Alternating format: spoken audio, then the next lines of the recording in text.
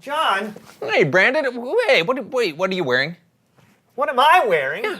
When I asked you about wardrobe for the show, you said, and I quote, "I am not wearing my Bigfoot airbrush t-shirt with pleated khakis and a fanny pack." No, I didn't. Yes, you did. No, all I said was, all I know is I am wearing my Bigfoot airbrush t-shirt with pleated khakis and fanny pack. That doesn't make any sense. I am got to be wearing. That is terrible grammar. Yeah, I know, I'm sorry. Yeah, this is embarrassing. I'm changing before the show. Me too. Got to be.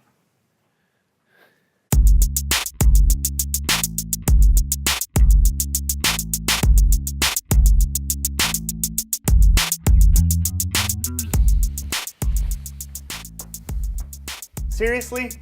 What? Hello, I'm Brandon, And I'm John. and this is the So-and-So Show. Yes, Brandon and I have been on a pretty amazing road trip the past few weeks. Yeah, but it's good to be home. Yeah. Well, or in your basement, I should say. Yeah. You know, I think the people out there would love to hear a little bit more about our journey.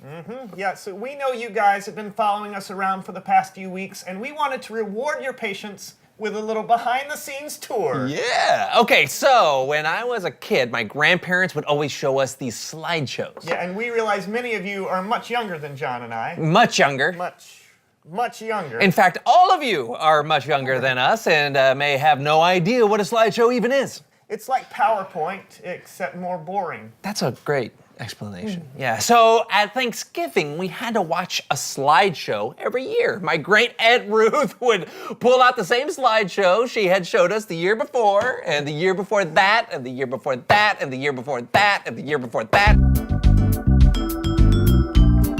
And the year before that, and the year before that, and the year before that, and the year before that, and the year before that, and the year before that, and the year before that, and the year before that, and the year before that. I think they get it. You think? Yeah. It was boring. So we want to show you a slideshow, but in hopes of it not being as boring, we will have it narrated by that guy from the movies. Oh! Enjoy. In a world where road trips aren't an event, they're a way of life. One friend chooses to buy 7 pounds of fudge at the first overpriced gift shop he stops at. That's right, you did stop first thing. I love fudge. All right, and next we have... Not being impervious from ill-advised tourist trap purchases, Brandon buys the first of many tiny spoons. You've always asked, who is the person that buys these ridiculous spoons? Well, here he is. You did buy a ton of those spoons. Yeah, how else are you supposed to eat tiny bowls of ice cream?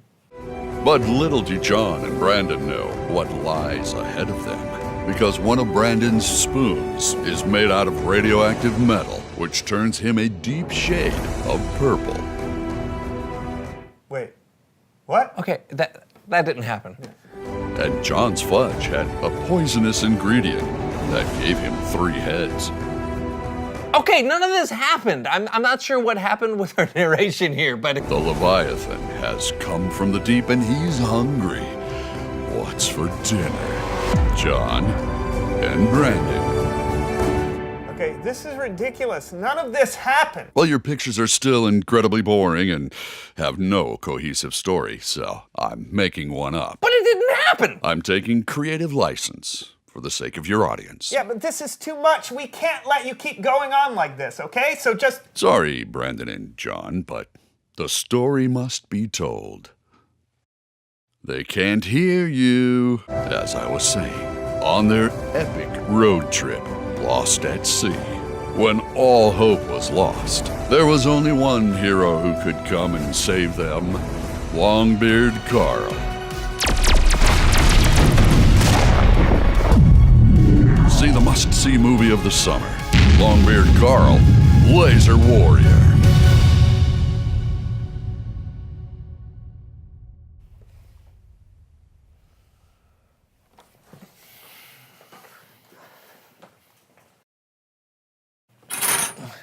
Longbeard Carl, we've told you. You can't play with the sound equipment and the green screen while we're shooting the show. You have to be patient.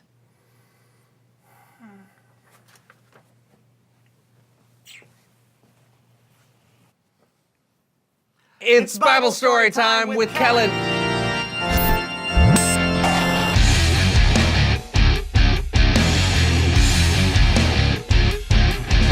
Hey, Kellen. Hey, Kellen, how's it going? Not too bad, fellas. Hey, nice outfits. Yeah, thanks. Hey, you eating something? Oh yeah, soup. It's amazing. And it plays a pretty big part in today's story. Oh yeah? What do you got for us today? It comes from the very first book of the Bible in Genesis, and it tells the story of two brothers, twins actually, but they're very different. Esau was the older brother, and he was hairy. And I mean very hairy. Okay, maybe not that hairy. Better. And as he grew up, he became a skillful hunter, a man who loved the outdoors. Esau's twin brother was named Jacob. Jacob was in some ways the opposite. Not a hunter, he was content to stay at home cooking. And today's story, he was cooking some stew. And that's where we pick up our story. Jacob cooking stew.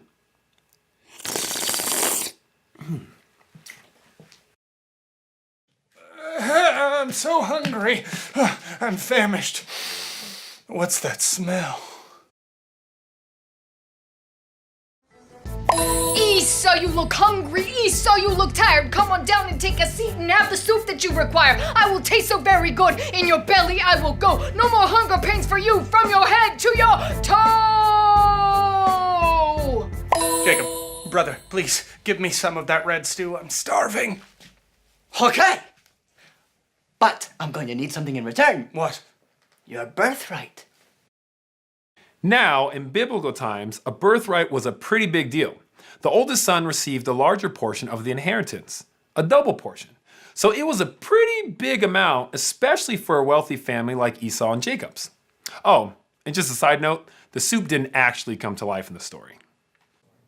Got it. Soup didn't actually come to life. My birthright.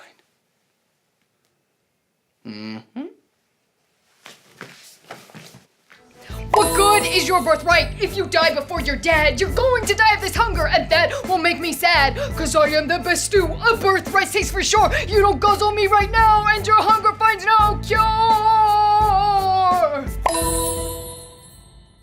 Fine. All right. I'm going to die of starvation anyway. Yes, I will give you my birthright for that bowl of soup. You have to swear to me. My spices are so tasty, my lentils are so prime. You don't need to add a thing, not eating to squeeze a line. What you waiting for, Esau? I'm starting to get cold, can't be waiting here all day for you or your household. All right. Okay, fine. Whatever you say, I will swear an oath to give you my birthright for this bowl of soup. It's a deal.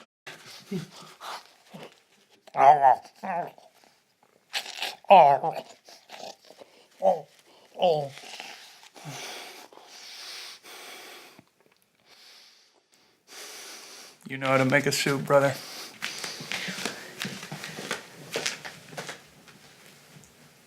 So Esau sold his birthright for a pot of stew? That may seem crazy, and in hindsight, it was. Esau gave up a lot because he was hungry and couldn't control his appetite. And that was a big deal to lose his portion of the inheritance. But that's not all he lost. I mean, Jesus, who came years later, is sometimes referred to as the son of Abraham, Isaac, and, you guessed it, Jacob. If Esau doesn't give up his birthright, we might be referring to the son of Abraham, Isaac, and Esau.